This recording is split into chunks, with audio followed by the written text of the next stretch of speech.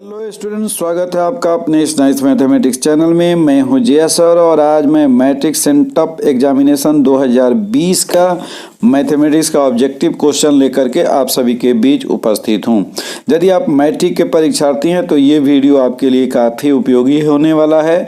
जैसा कि आपको पता है कि बोर्ड परीक्षा से पहले बोर्ड एक प्री बोर्ड की परीक्षा लेती है जिसे सेंटअप परीक्षा कहते हैं, और यह परीक्षा अभी हाल में संपन्न हुई है। तो जो क्वेश्चन आपको मिला है ये बोर्ड के द्वारा ही सेट किया गया है, इसलिए यह उम्मीद की जाती है कि आगामी बोर्ड की परीक्षा में इसमें से बहुत सारे प्रश्न लड़ सकते हैं, आ सकते हैं। तो आप पूरे वीडियो में बने रहिए, आपको पूरे के पूरे 60 जो ऑब्जेक्टिव प्रश्न हैं उसका बिल्कुल सही जवाब आपको बताया जाएगा। तो यदि आप इस चैनल पे नए हैं और अभी तक आपने चैनल को सब्सक्राइब नहीं किया है तो आप फटाफट से चैनल को सब्सक्राइब कर लीजिए और बेल आइकॉन दबा दीजिए ताकि जब भी वीडियो भेजा जाए, डाला जाए, उसका नोटिफिकेशन आपको मिल जाए। तो आइए शुरू करते हैं। आपके स्क्रीन पे पहला क्वेश्चन रहा ये, यदि a बराबर 3 to the power 4 into 5 to the power 3 तथा b इक्वल टू है 3 स्क्वायर इंटू 5 स्क्वायर, तो a और b का मौसा क्या होगा यानी HCF क्या होगा। तो यहाँ 3 की टू दी पावर 2 दोनों में कॉमन है और 5 टू दी पावर 2 दोनों में कॉमन है। तो 3 स्क्वायर हो गया 9 और 5 स्क्वायर 25 को 9 से मल्टीप्लाई करेंगे तो आएगा 225, यानी a आपका सही जवाब होगा a 225।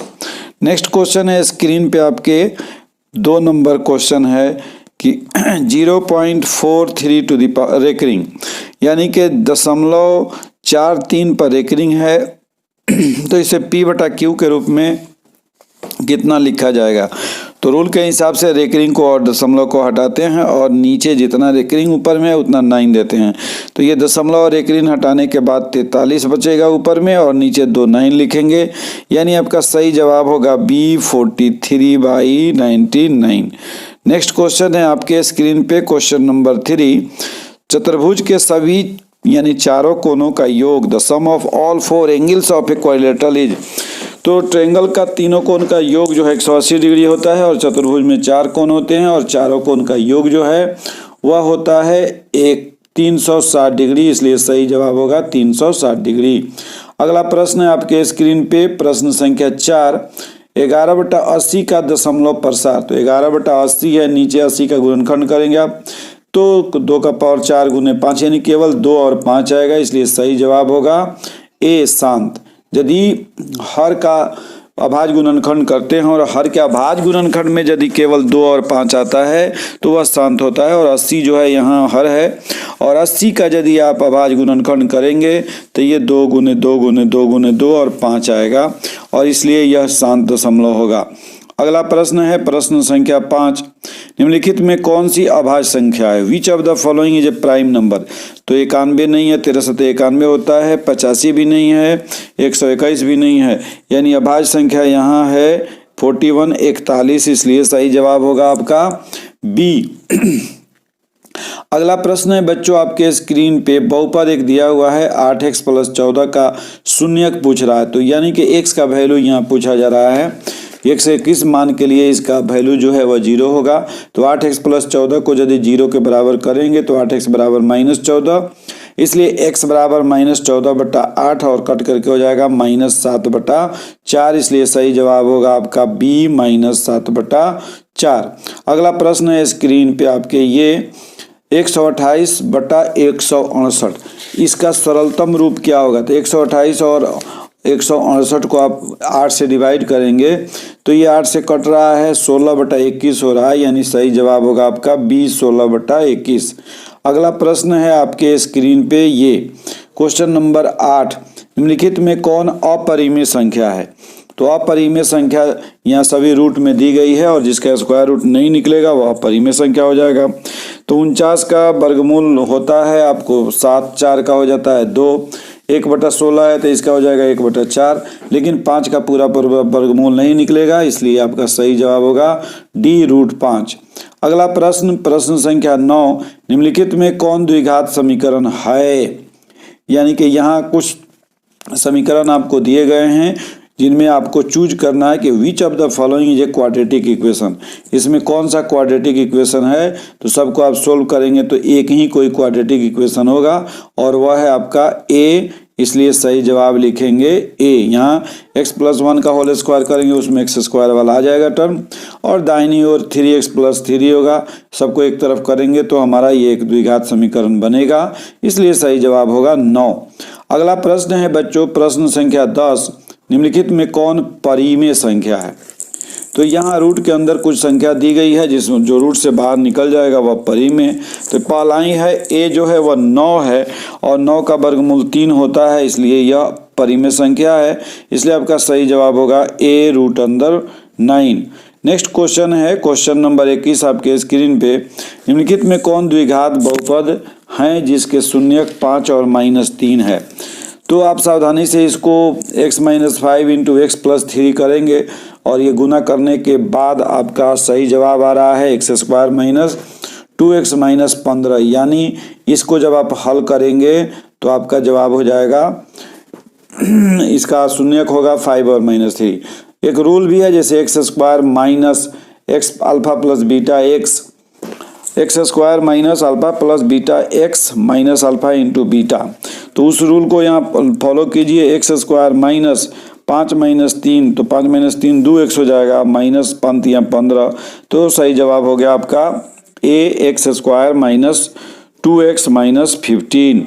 नेक्स्ट क्वेश्चन है बच्चों स्क्रीन पे क्वेश्चन नंबर 12, निम्न में कौन 3x - y = 0 तथा 3x + 5y = 36 का हल होगा।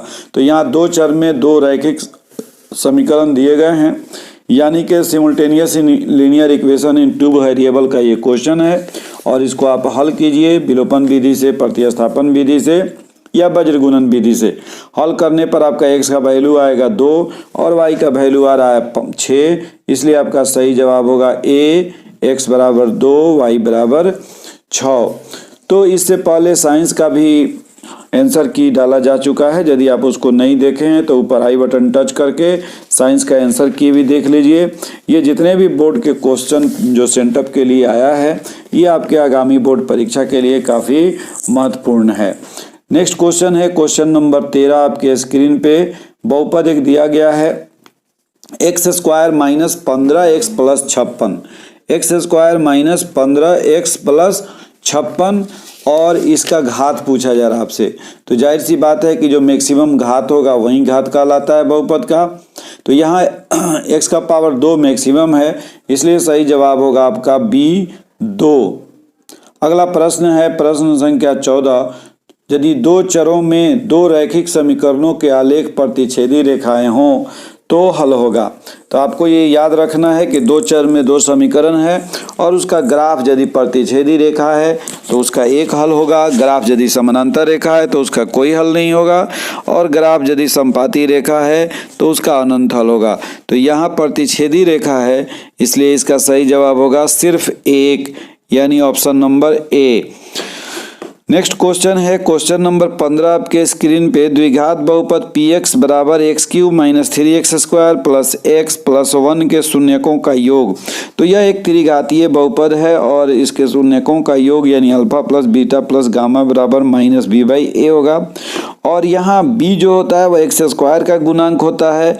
तो यहाँ x² का गुणांक पहले से ही -3 है, तो -3 + 3 हो जाएगा बटा 1, यानी 3 इसका सही जवाब होगा, और ये 3 ऑप्शन बी में है, इसलिए इसका सही जवाब हुआ बी यानी कि 3। अगला प्रश्न है बच्चों प्रश्न संख्या 16, समानांतर श्रेणी एक दिया गया है, इसका सारवंतर पूछ रहा है। तो समानांतर श्रेणी का सारवंतर क्या होता है, यानी अगले टर्म में से हम पिछले टर्म को माइनस कर देते हैं। तो यहाँ 5/3 में से 1/3 माइनस करेंगे तो 4/3 होगा, और 4/3 सी ऑप्शन में है, इसलिए आपका सही जवाब होगा सी।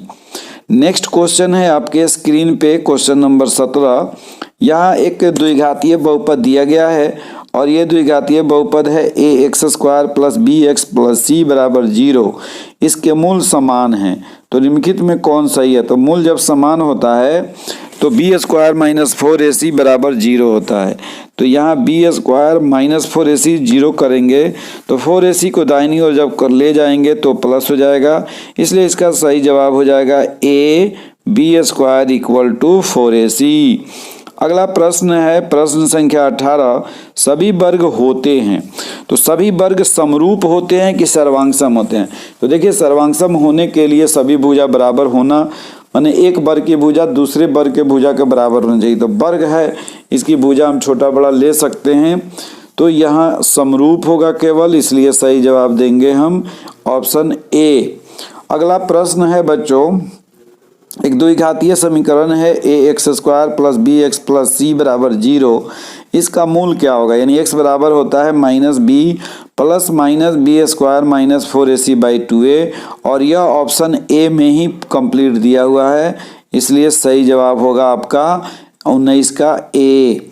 अगला प्रश्न है प्रश्न संख्या 20, एक त्रिभुज है पी क्यू आर, इसमें क्यू आर को एस तक बढ़ाया गया है और बाहर से जो कोण बनता है वह 100 डिग्री है, तो और अंदर का एक अंतः कोण 70 डिग्री है। तो हम लोग जानते हैं कि त्रिभुज के किसी एक भुजा को अगर बढ़ाया जाए और इस प्रकार जो बहिष्कोण बनता है वह दो अंतः कोण के योग के बराबर होता है, जिसमें एक 70 है तो दूसरा 30 होगा, तब दोनों का जोड़ 100 हो जाएगा, इसलिए इसका सही जवाब होगा ऑप्शन नंबर ए यानी 30 डिग्री। तो प्रश्न है अब अगला 21 नंबर, समानांतर श्रेणी 5, 7, 9, 11 और इसी तरह से ये बढ़ता जा रहा है, इसका 25वां पद। तो यहाँ पहला पद 5 है और सार्वंतर 2 है, तो जो भी टर्म निकालना है उसे एक कम डी में पहला टर्म को जोड़ देंगे। तो 5 को जोड़ेंगे हम 24 दूनी 48 में, तो 48 5 53 होता है, इसलिए इसका सही जवाब होगा बी 53।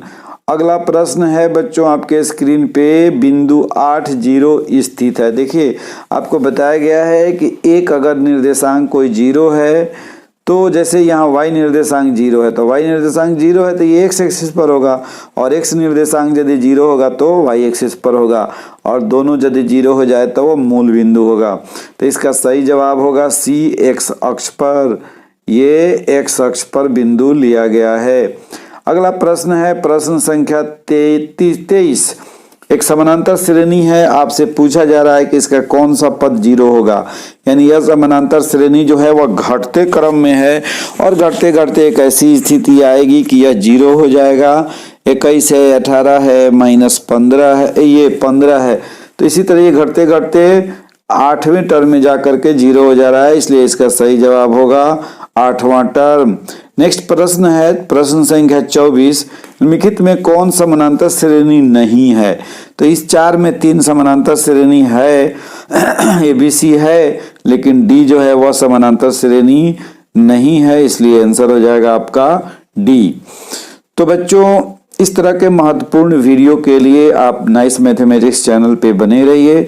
यहाँ 9th से लेकर के 12 तक के मैथमेटिक्स के सारे वीडियो NCERT के सॉल्यूशन दिए जाते हैं, साथ में प्रतियोगिता परीक्षाओं की तैयारी के लिए यहाँ पे मैथ और रीजनिंग का वीडियो भी डाला जा रहा है। तो आप कहीं जाइए नहीं और वीडियो को देखते रहिए और अपने परीक्षा की तैयारी करते रहिए।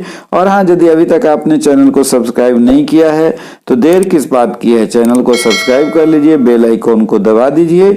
वीडियो यदि अच्छा लगता है तो उसे लाइक कीजिए और अपने दोस्तों में शेयर कीजिए। तो आइए देखते हैं क्वेश्चन नंबर 25। अगला जो प्रश्न है वह है 25 नंबर प्रश्न कि यदि किसी द्विघात बहुपद x square minus 2x plus 8 के शून्यक अल्फा और बीटा हैं तो इनका गुणनफल यानी अल्फा इंटू बीटा क्या होगा। तो आपको मालूम है कि द्विघात बहुपद के शून्यकों का गुणनफल क्या होता है, c बाई a। तो यहाँ गुणनफल पूछ रहा है तो और यहाँ 8c हो जाएगा और 1, तो इसका सही आंसर हो जाएगा a 8 हो जाएगा, 8/1 यानी 8 होगा, ऑप्शन हो गया आपका ए। अगला प्रश्न है प्रश्न संख्या 26, एक त्रिभुज के शीर्ष a -2 10 b 5 -4 और c इतना है, तो इसके केंद्रक का निर्देशांक। तो देखिए इसके केंद्रक का निर्देशांक जो है वह क्या करते हैं, x1 + x2 + x3/3 और y1 + y2 + y3/3। तो ये x1 है -2, अब 5 3 हो जाएगा और 6 9/3 3 और 10 10 20 में से 4 गया 16, तो 16/3 3 16/3 जो कि ऑप्शन में नहीं है, इसलिए इसका आंसर सही नहीं हो पाएगा। इसका आंसर होगा 3 16/3। तो ये चारों में कोई ऑप्शन नहीं है, इसलिए किसी को नहीं लिखेंगे। अगला प्रश्न है 27 नंबर। चूंकि आपको 60 में से केवल 50 का ही आंसर देना है, तो अगर कोई क्वेश्चन गलत है या मिस प्रिंटिंग है तो उसको छोड़ देना है, अपना सही सही लिखना है। 60 क्वेश्चन ओनली। यदि दो समरूप त्रिभुजों के क्षेत्रफलों का अनुपात 100:121 हो तो उनके संगत भुजाओं का अनुपात, तो ये थ्योरम ही है कि दो त्रिभुज समरूप है तो उनके क्षेत्रफलों का अनुपात उनके भुजाओं के वर्गों के अनुपात के बराबर होता है। तो इनके भुजा का वर्ग हो गया 100 और 121, इसलिए उसका वर्गमूल करेंगे तो 10 11, यानी कि सही जवाब हो गया आपका डी 10 11। अगला प्रश्न है आपके स्क्रीन पे, ये 28 नंबर, दो बिंदु दिया गया है, इसके बीच की दूरी निकालनी है। तो बीच की दूरी निकालने के सूत्र को स्मरण कीजिए, √(x2 - x1) स्क्वायर यानी 5 - 4 का स्क्वायर, तो 1 का स्क्वायर 1 हो गया। और उसी तरह से y2 - y1 का स्क्वायर, तो यहाँ भी 1 - 0 का स्क्वायर 1 हो जाएगा, दोनों को जोड़ेंगे 2 होगा, लेकिन ये रूट के अंदर होगा, इसलिए आपका आंसर होगा बी √2। नेक्स्ट क्वेश्चन है क्वेश्चन नंबर 29 आपके स्क्रीन पे, कि दो समान कोणिक त्रिभुजों में, समान कोणिक का मतलब हो गया दोनों त्रिभुज के कोण बराबर हैं, तो दो समान कोणिक त्रिभुजों में उनकी संगत भुजाओं का अनुपात सदैव समान रहता है। यह स्टेटमेंट किसने दिया?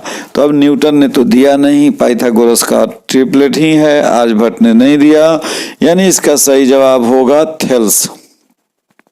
सही जवाब क्या हुआ? थेल्स। अगला प्रश्न है प्रश्न संख्या 30 आपके स्क्रीन पे, कि मूल बिंदु का, तो मूल बिंदु का नियामक होता है 0 0, तो आप ले लीजिए 0 0 डी ऑप्शन। नेक्स्ट क्वेश्चन है क्वेश्चन नंबर 31, त्रिभुज पी क्यू आर में पी क्यू बराबर 6 centimetre, Q R 12 centimetre, R P 6√3 centimetre, तो रूट पी का मान क्या होगा? तो अब पी का मान यहाँ 90 डिग्री हो जाएगा। जब त्रिभुज के तीनों भुजा का दिया हुआ है मेजरमेंट, तो आप स्क्वायर कीजिए 2 को छोटा वाले को, ये बड़े वाले के स्क्वायर के बराबर होगा, इसलिए बड़े वाले के सामने का कोण जो होगा आर पी इतना है, तो वह हो जाएगा 90 डिग्री। तो इसका सही जवाब होगा सी 90 डिग्री। नेक्स्ट क्वेश्चन है बच्चों क्वेश्चन नंबर 32, बिंदु ए -3a और b 1a + 4 को मिलाने वाली रेखाखंड के मध्य बिंदु का निर्देशांक। तो रेखाखंड के मध्य बिंदु का निर्देशांक भी दिया गया है, तो a का मान, तो a + 4/2 यानी 2a + 4/2, तो ये हो जाएगा a + 2 और a + 2 बराबर हो जाएगा 1, तो 2 उधर ले जाकर के घटाएंगे तो आ जाएगा -1, इसलिए 32 का आंसर हो जाएगा -1। अगला प्रश्न है प्रश्न संख्या 33, यहाँ DE समानांतर है BC के। एक त्रिभुज की दो भुजाएं, एक भुजा के समानांतर एक रेखा है DE, और इस तरह से है कि AD/DB बराबर है 1.5/3 और AE बराबर है 1, तो EC का मान क्या होगा? तो अब देखिए, हम लोग जानते हैं थेल्स प्रमेय से कि त्रिभुज के एक भुजा के समानांतर यदि कोई रेखा खींची जाए तो अन्य दो भुजा को समान अनुपात में काटती है, तो AD/DB बराबर हो जाएगा AE/EC, और इस तरह से ये 2 सेंटीमीटर आ रहा है, इसलिए आपका सही जवाब होगा A 2 सेंटीमीटर। अगला प्रश्न है आपके स्क्रीन पे प्रश्न संख्या 34, यदि cos थीटा बराबर 5/13 हो तो cosec थीटा का मान, तो cos थीटा बराबर B/H होता है, इसलिए P निकाल लेंगे और P हमारा आ जाएगा 12, तो cosec बराबर हो जाएगा H/P, यानी H 13 है और 13/12, तो सही जवाब होगा A 13/12। अगला प्रश्न है प्रश्न संख्या 35, यदि एक 12 मीटर ऊंचे खंबे की छाया पृथ्वी पर 4√3 मीटर लंबी है तो सूर्य का उन्नयन कोण, तो सूर्य का उन्नयन कोण बराबर लंब बटा आधार हो जाएगा, और ये 12 मीटर ऊंचा खंबा है तो ये लंब हो जाएगा 12/4√3 और कट उठ के आ जाएगा √3। तो tan थीटा बराबर √3 है तो थीटा का मान 60 डिग्री होगा, इसलिए कोण आपका होगा 60 डिग्री, बी ऑप्शन। अगला प्रश्न है बच्चों प्रश्न संख्या 36, ये बिल्कुल आइडेंटिटी है। sec² theta minus tan² theta बराबर 1, इसलिए tan² थीटा 1 में ऐड हो गया तो sec² थीटा हो जाएगा। तो इस तरह से आपका सही जवाब हो गया बी sec²। नेक्स्ट प्रश्न है प्रश्न संख्या 37, आर त्रिज्या वाले वृत्त के लिए थीटा कोण वाले त्रिज्या खंड के चाप की लंबाई। तो त्रिज्या खंड के चाप की लंबाई होता है 2πr into theta by 360 degree और ये ऑप्शन नंबर बी में है, इसलिए इसका सही जवाब आप क्या लिखेंगे? बी। अगला प्रश्न है आपके स्क्रीन पे, ये यदि एक वृत्त का परिमाप और क्षेत्रफल संख्यात्मक रूप से बराबर हैं तो वृत्त की त्रिज्या है। अब देखिए वृत्त का परिमाप होता है 2πr और वृत्त का क्षेत्रफल होता है πr²। तो यदि दोनों को आप बराबर करेंगे तो सब कटने के बाद एक तरफ r बचता है और एक तरफ 2 बचता है, तो क्या हो जाएगा? 2। इसका सही जवाब होगा 2 इकाई। तो अगला प्रश्न है प्रश्न संख्या 39। प्रश्न संख्या 39 आपके स्क्रीन पे कि यदि a बराबर 30 डिग्री तो sine a into cosec a। अब देखिए a बराबर 30 डिग्री या 300 डिग्री जो भी डिग्री है उससे कोई मतलब नहीं है, sine a into cosec a, तो साइन इंटू कॉसेक 1 होता है, इसलिए इसका सही जवाब हो जाएगा 1। एंगल कुछ भी रहे आंसर होगा 1। अगला प्रश्न है कि एक चक्कर में 14 सेंटीमीटर त्रिज्या के पहिया द्वारा तय की गई दूरी, तो तय की गई दूरी 2πr होता है, तो 2 इंटू पाई इंटू आर, तो ये हो जाएगा कटाने के बाद 88, तो 88 सेंटीमीटर, तो सही जवाब आप लिखेंगे बी 88 सेंटीमीटर। अगला प्रश्न है बच्चों 41 नंबर, सेक 90 माइनस ए। तो अब cos 90 माइनस ए साइन होता है, साइन 90 माइनस ए कॉस होता है, कॉट का होता है tan और tan का कॉट, सेक होता है कॉसेक का और कॉसेक का होता है सेक, इसलिए आपका सही जवाब होगा कॉसेक ए सी, यानी सी ऑप्शन होगा 41 का। 42 है, यदि शंकु की त्रिज्या r तथा त्रिज्यक ऊंचाई l हो तो वक्र पृष्ठ, ये तो फार्मूला ही है, वक्र पृष्ठ के क्षेत्रफल बराबर होता है πrl, यानी सही जवाब हो गया आपका πrl बी। अगला प्रश्न निम्नलिखित में कौन 1/2 के बराबर है? तो साइन 60 डिग्री का मान तो √3/2 होता है, कॉस 30 का मान भी √3/2 होता है, साइन 45 का मान 1/√2 होता है, साइन 30 का मान होता है तब 1/2, तो सही जवाब हो गया आपका साइन में है इसलिए 1/2। नेक्स्ट क्वेश्चन है क्वेश्चन नंबर 43। दो बेलन की त्रिज्या दी गई है, दोनों बेलन की त्रिज्या 2:3 के अनुपात में है और उनकी ऊंचाई जो है वह 3:2 के अनुपात में है।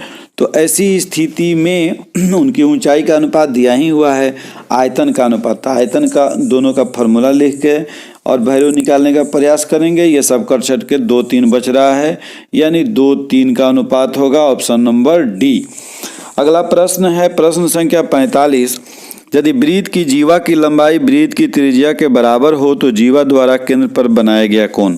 तो यह स्पष्ट है कि जीवा और त्रिज्या बराबर होगा, तो एक ऐसे तो यहाँ पर क्या बनेगा, एक समबाहु त्रिभुज बनेगा और समबाहु त्रिभुज का कोण जो है वह कितना होता है, 60 डिग्री होता है, इसलिए इसका सही जवाब होगा बी 60 डिग्री। अगला प्रश्न है प्रश्न संख्या 46। जब दो सिक्के उछाले जाते हैं तो दो चित आने की प्रायिकता, दो सिक्के को जब हम एक साथ उछालते हैं तो संभव परिणाम 4 आता है और दोनों में चित एक बार आएगा, इसलिए इसकी प्रायिकता हो जाएगी 1/4, यानी ऑप्शन नंबर बी। अगला प्रश्न है प्रश्न संख्या 47।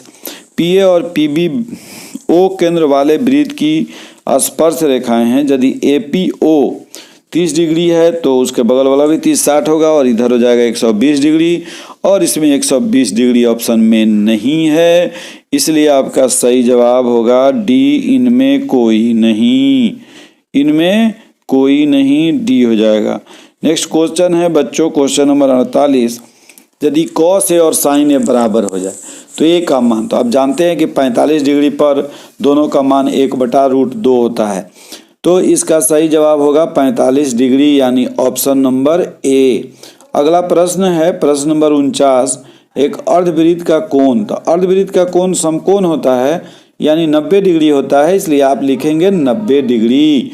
अगला प्रश्न है प्रश्न संख्या 50 आपके स्क्रीन पर कि 4 sin square theta plus 4 cos square theta का मान क्या होगा। तो अब देखिए दोनों में 4 कॉमन ले लीजिएगा तो sin square theta plus cos square theta, और हम लोग जानते हैं कि sin square theta plus cos square theta बराबर 1 होता है, तो 4 गुना 1 यानी कि 4 हो जाएगा। ऑप्शन नंबर डी सही होगा। नेक्स्ट क्वेश्चन है बच्चों क्वेश्चन नंबर 51, निम्नलिखित में कौन सी किसी घटना की प्रायिकता हो सकती है। तो आपको बताया गया है कि प्रायिकता जो है वह 0 से लेकर 1 तक ही हो सकता है। 0 से छोटा यानी माइनस तो होगा नहीं और 1 से बड़ा भी नहीं होगा। तो ये दोनों 0 से छोटा है, माइनस में है इसलिए दोनों नहीं होगा। ऊपर में 1 से बड़ा b है इसलिए वो भी नहीं होगा। तो इस कंडीशन के हिसाब से प्रायिकता हो सकता है 1, इसलिए आपका सही जवाब होगा ए। अगला प्रश्न है बच्चों प्रश्न संख्या 52 कि 246206368 का बहुलक यानी मॉड निकालना है। तो मॉड जो ज़्यादा बार आता है यानी जिसकी फ्रीक्वेंसी सबसे ज़्यादा होती है वही होता है। तो यहाँ 6 जो है वह 3 बार आया है, इसलिए आपका सही जवाब होगा सी 6। नेक्स्ट क्वेश्चन है क्वेश्चन नंबर 53, यदि एक गोले की त्रिज्या 7 सेंटीमीटर हो तो इसका आयतन। तो गोला का आयतन होता है 4/3 पाई आर क्यू। तो पाई आर क्यू के जगह पर 7 के क्यू कीजिए, कट छंट के ये आ जा रहा है 1437.1/3।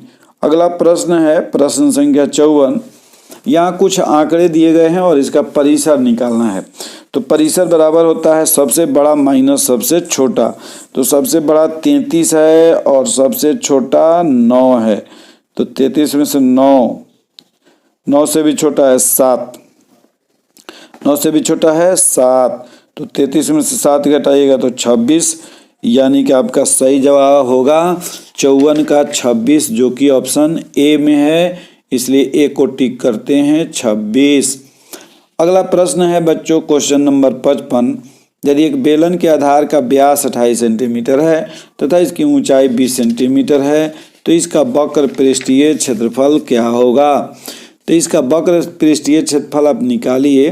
बेलन का के आधार का व्यास 28 है तो त्रिज्या जो है वह कितना हो जाएगा 14 हो जाएगा, और इसकी ऊंचाई ये जो है 20 है। तो इसका वक्र पृष्ठीय क्षेत्रफल होता है 2 पाई आर एच। बेलन है तो 2 पाई आर एच। तो 2 गुने 22/7 गुने आर है आपका 14, तो 7 दूनी 14 यानी 2 गुने आपका हो जाएगा 22/7 गुने 14 गुने एच 20। तो 7 से कटेगा 2 हो जाएगा। तो 22 दूनी 44 दूनी 88, और 88 को 20 से गुना करेंगे आप तो 8 दूनी 16 0 8 और 8 दूनी 16 1760। तो ये ऑप्शन हो जाएगा सी, यानी कि ऑप्शन होगा आपका सी 1760 सही जवाब होगा। नेक्स्ट क्वेश्चन है बच्चों क्वेश्चन नंबर 56, साइन 29 डिग्री और कॉस 61 डिग्री का मान। तो देखिए यहाँ ये वैल्यू जब नहीं मालूम हो तो क्वेश्चन ऐसा दिया गया रहता है जिसमें दोनों का जोड़ करें तो 90 डिग्री हो जाता है, यानी कॉम्प्लीमेंट्री एंगल। तो ये एक को कन्वर्ट करेंगे साइन को तो कॉस होगा, या कॉस को कन्वर्ट कर देंगे तो साइन के बराबर आ जाएगा, यानी दोनों कैंसिल होगा। तो सही जवाब हो जाएगा 1, यानी option number B. Next question है क्वेश्चन नंबर 57, निम्नलिखित में कौन आलेख द्वारा निर्धारित किया जाता है। माध्य को नहीं किया जाता, माध्यक को किया जाता है, इसलिए सही जवाब होगा आपका माध्यक। नेक्स्ट क्वेश्चन है क्वेश्चन नंबर 58, यहाँ एक चित्र दी गई है ABC, इसमें tan थीटा का मान निकालना है। तो tan थीटा बराबर लंब बटा आधार होता है। तो यहाँ लंब है 4 इस कोण के लिए, तो 4 के/3 के से के कटेगा, सही जवाब होगा आपका 4/3। नेक्स्ट क्वेश्चन है question number 59, cos A into sec A. तो cos और सेक एक दूसरे के अपोजिट हैं, दोनों कटेगा तो 1 बचेगा, यानी सही जवाब हो गया आपका C1। अगला और अंतिम प्रश्न है आज का कि the distance of the point -a - b from the origin, यानी मूल बिंदु से बिंदु A की दूरी क्या होगा। तो मूल बिंदु का निर्देशांक होता है 0 0 और यहाँ निर्देशांक है -a - b, इसलिए जब हम दूरी निकालेंगे x1 माइनस x2 का होल स्क्वायर करेंगे तो माइनस ए माइनस 0 हो जाएगा, यानी ए स्क्वायर, तो ए स्क्वायर और बी स्क्वायर, तो ए स्क्वायर प्लस बी स्क्वायर, तो सही जवाब होगा आपका ए स्क्वायर प्लस बी स्क्वायर। तो इस तरह से बच्चों आज हम लोगों ने सेंटअप परीक्षा में जो मैथ के क्वेश्चन पूछा गया था उसके 60 ऑब्जेक्टिव किए, लेकिन आपको बोर्ड की परीक्षा में 50 का ही जवाब देना होता है। प्री बोर्ड यानी सेंटअप परीक्षा में भी 50 का ही जवाब देना होता है। 10 एक्स्ट्रा क्वेश्चन होते हैं, यानी 60 में जो सही 50 आपको आ रहा है उसी का उत्तर लिखना है। तो मुझे उम्मीद है कि ये वीडियो आपके लिए काफ़ी हेल्पफुल होगा। इस तरह के वीडियो के लिए आप बने रहिए नाइस मैथमेटिक्स चैनल पर। हम रोज़ लेकर के आते हैं नए वीडियो। और हाँ, चलते चलते यदि वीडियो आपको अच्छा लगा हो तो आप एक लाइक कर दीजिए, अपने दोस्तों में शेयर कीजिए, और यदि सब्सक्राइब नहीं किए हैं तो सब्सक्राइब कर लीजिए और बेल आइकॉन को दबा दीजिए। ओके, फिर मिलते हैं अगले वीडियो में। बाय।